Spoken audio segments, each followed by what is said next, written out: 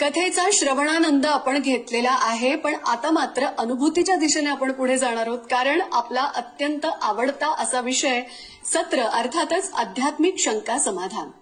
या सत्राकरता आपल्या समवेत आहेत अध्यात्म क्षेत्रामधले एक अधिकारी व्यक्ती, श्रेष्ठ तत्ववेत्ते, न्यायाचार्य, महंत, हरिभक्तीपरायण डॉक्टर नामदेव महाराज शास्त्री. शास्त्रीजी, रामकृष्ण हरी. मागे एक अतिशय महत्वाचा विषय आपण सांगत होता, त्यामध्ये प्रेमाची अत्युच्च अवस्था ती म्हणजे भावसमाधीची. समाधी 2-3 प्रकारच्या असतात आणि जन्माला आलेल्या प्रत्येक माणसाला समाधी असते. हा खूप गैरसमज आहे लोकांचा की समाधी आमच्यापासून लांब आहे. समाधी शब्दाचा अर्थ आहे मग्न होणे. आपण आपल्या कार्यक्षेत्रामध्ये मग्न होणे. तर जी लोक समर्पित आहेत त्यांना किती वाजले हे कळत नाही, ती त्यांची भावसमाधी. काही संशोधन करतात, काही पुस्तकं वाचतात, काही लिहितात, काही बोलतात, ही सगळी भावसमाधी. पण ही भावसमाधी तुटून पुन्हा आपण पूर्वावस्थेमध्ये येतो. प्रेम भगवंताने दिल्यानंतर एक भावसमाधी येते आपल्या जीवनामध्ये, ती सदैव असते.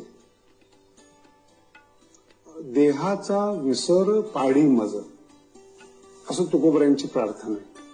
ही भाव समाधीची व्याख्या आहे. शरीराचा विसर पडू दे.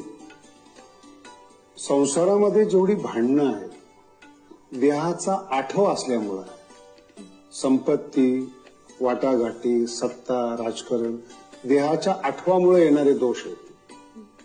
भाव समाधीमध्ये देहाचा विसर, माझा विसर नाही म्हटलेला किंवा तुझा विसर नाही म्हटलेला, देहाचा विसर पडला की मी भाव समाधी राहते. त्याला आपण तंद्री म्हणतो. त्या तंद्रीतून जे शब्द जन्माला येतात ते भाव समुद्रातून, प्रेम समुद्रातून भिजलेले बाहेर येतात. त्या ओव्या, त्या अभंग. म्हणून आजही कवीने किती चांगले शब्द लिहू द्या, पण जेव्हा संतांचे अभंग गायले जातात ते हृदयापर्यंत पोहोचतात. ते प्रेमातले भाव समुद्रात बुडवून आलेले असतात. भाव समाधी अवस्थेतून बाहेर निघतात. प्रेमातून, भाव समुद्रातून बुडून ते शब्द येतात आणि त्यामुळे ते अंतःकरणापर्यंत पोहोचतात आणि ते चिरकाल असतात. वा. रूप पाहता लोचनीला 700 वर्ष. शास्त्रीजी, ही भाव समाधी म्हणजे आता तुम्ही सुरुवातीला सांगितलं त्याप्रमाणे की समाधी अवस्था ही प्रत्येकाच्या आयुष्यात असते, पण ती तुटते. आणि पण तो विषयाची असल्यामुळे नंतर दुःख देते. हा, ते निर्विषयाची भाव समाधी आहे. खरं. आणि भगवंतापर्यंत ज्या वेळेला आपण त्याच्या प्रेमात पूर्णपणे एकरूप होतो त्यावेळेला जी समाधी लागते त्या देहाचाही विसर होतो. खूप सुंदर सांगता तुम्ही शास्त्रीजी, आणि अत्यंत अभ्यासपूर्ण. माऊलींचा तो जो भक्तिभाव आहे तो ओतप्रोत भरलेला असतो कायमस्वरूपी.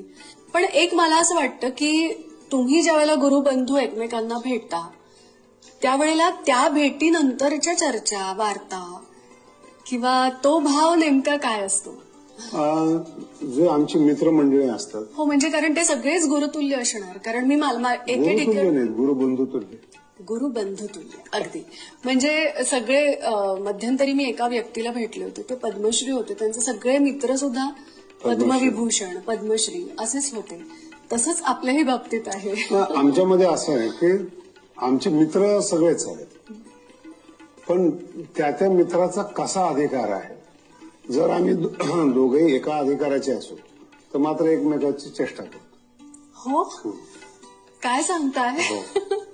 एकाच अधिकाराचे असलो म्हणजे मला जेवढं समजतं तेवढंच त्यालाही समजतं, तर मात्र एकमेकाची आम्ही ह्या शब्दांचा अर्थ चुकला किंवा हा शब्द तो वळवून सांगितला, असं एकमेकाची अशा पद्धतीने आमची चेष्टा असते. आणि आमच्या लेवलचे नसतील पण आमचे मित्र असतील गुरुबंधू, त्यांना मग त्यांच्या आठवणीतलं जे आम्ही असतो तेच आम्ही त्याला दाखवत असतो. आमची अवस्था नाही दाखवत त्यांना. बरं. आणि खालचे असतात त्यांच्यासाठी तर काय विचार? शुभाशीर्वाद. वा. पण शास्त्रीजी, पुढच्या काही भागांमध्ये त्या ज्या चेष्टा ज्या काही तुम्ही सांगितल्यात थोडंसं सांगितलं तर आम्हालाही ऐकायला आवडेल. म्हणजे सांगू ना आपण. आता नको. या भागापुरतं मात्र आपण इथेच थांबतो आहोत. शास्त्रीजी आपले खूप खूप आभार व्यक्त करते. भेटूया आध्यात्मिक शंका समाधानच्या उद्याच्या भागात. आध्यात्मिक शंका समाधान या सत्राचा